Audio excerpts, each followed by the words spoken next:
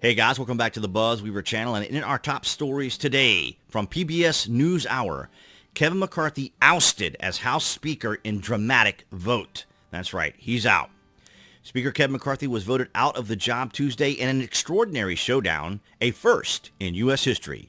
The 216-210 vote forced by a contingent of hard-right conservatives, keep that in mind, hard-right, throws the House and its Republican leaders into chaos. Nah, hardly that. Actually, I disagree wholeheartedly with the chaos part.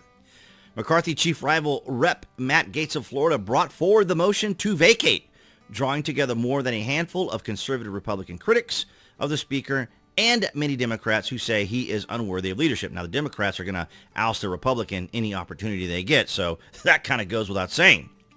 Next steps are uncertain, but there is no obvious successor to lead the House Republican majority. And if you ask me, as a conservative, or if you want to identify me here as hard right, but let's talk about that for a moment. The reason they call it hard right instead of far right or radical right is because this is the House of Representatives and they control the money. But these representatives and senators also determine how many of the organizations that are part of the Uni-party get their money and fundings and subsidies and all these other sorts of things. So the media isn't about to say far right or extreme right.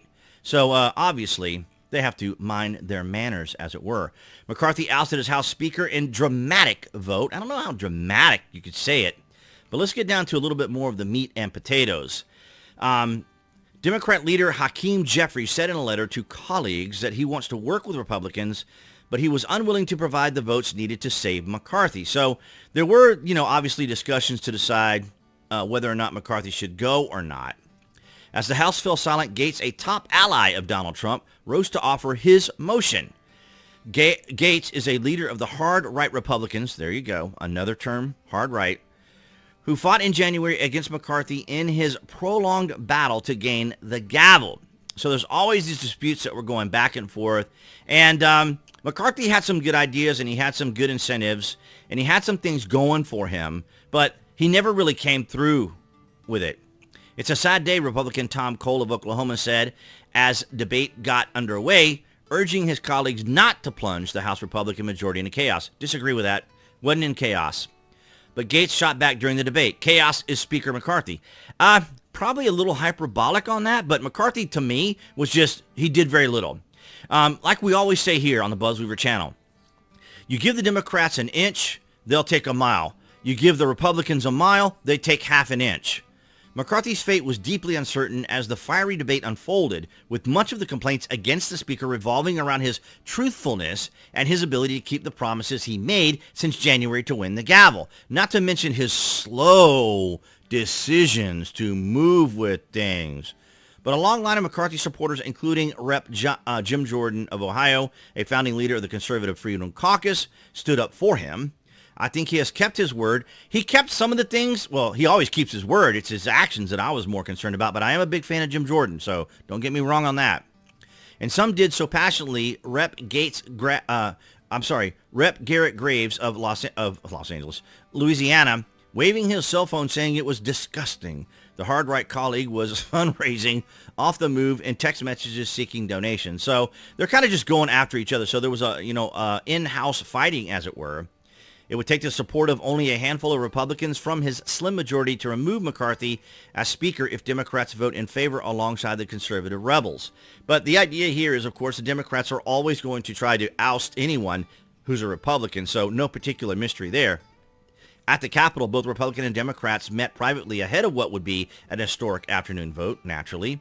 Behind closed doors, McCarthy told fellow Republicans, let's get on with it. So McCarthy thought he was probably going to survive it, but he did not. If I counted how many times someone wanted to knock me out, I would have been gone a long time ago. Well, you're out now, buddy. You are out now. And so whoever is voted in as Speaker now better get things in gear. Because we have, not only that, but I remember Gaetz talking about the filibuster. They've been trying to end the filibuster for 30 years. And there was measures and other things I believe that he was talking about that would end the filibuster, and he wanted McCarthy to move on that, to just end that altogether. Not to mention things that are going on with Donald Trump as well, of course, as the investigation into Joe Biden and impeachment along with Hunter Biden. All these things were just delayed and delayed and delayed because McCarthy just didn't want to move at the speed that is today, the modern 2023. We move at the speed of light. We move at the speed of the internet. And if you're just not getting things done, man, people just don't have the patience for it because they are going after Trump hardcore. Now, the reason they're going slow with Trump is because, like, for example, this week when he had to go to his civil trial, and that is they just want to pull him off the campaign trail. They want to try to make it as difficult for him as possible. And, of course, they're engaged in lawfare, which is to drain him of money, which is, death by 1,000 cuts. Just, thousands here, millions there, millions the other place, and just, of course, smear him and just obviously paint a dark cloud over Donald Trump. You guys know the story. But nonetheless, as of today, McCarthy is ousted, and now we're going to have to wait and see who will replace him. But it has been a very interesting day because I'm not divided by this at all. I mean, as much as I am a right conservative, as I said? Yeah. As much as I am a conservative, a constitutional conservative, fiscal responsibility and common sense and moving at the speed that is necessary to get things done. But, of course, we are talking government and politics, so everything moves at the speed of that. But nonetheless, guys, that's what I have for you in this top stories. Thank you for your continued support across all new tech. Odyssey, Rumble, BitChute, amazing. Thank you, all you guys. As well as here on YouTube, a lot of things going on with YouTube. We'll talk about that another time. But I want to thank all of you guys for your support here, your likes, your shares, and your comments, and, of course, appearing there on the screen. That would be the channel icon. You guys can click on that to subscribe if you haven't already, as well as to select notifications. That way you know when there's content here on the channel. And I'll see all you guys in the next video.